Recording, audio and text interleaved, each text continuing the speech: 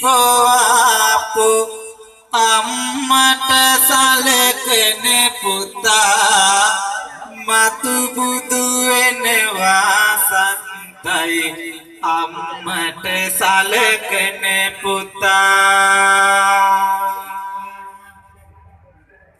තේරුණාද මේ සිංහල සාහිත්‍ය කියවන්න ඕන කියලා කියන්නේ ඒකයි වෙන රටවල දේවල් වගේ නෙමෙයි සිංහල සාහිත්‍ය අරාබි නිසල්ලාසේ කියවත්තට නැහැ සිංහල සාහිත්‍ය කියවන්නේ තු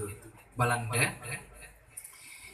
පෙකිනි වලෙන් කිරි පොවාපු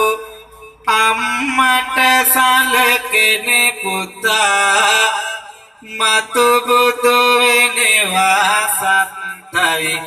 අම්මට සලකන පුතා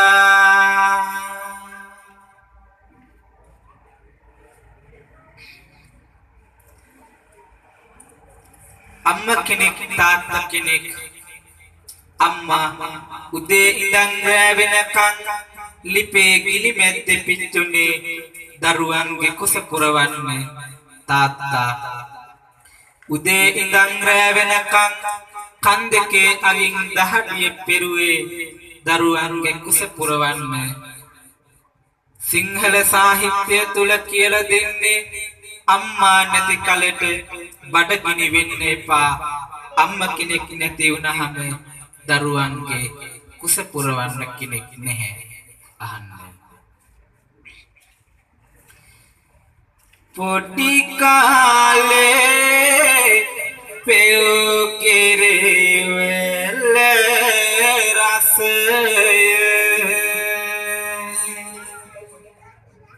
දුවට පොතට දැන් නම් හරෙසය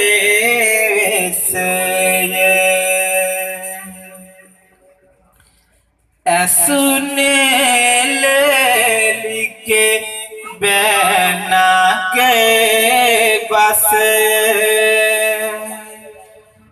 නැතිනම් සංපාත්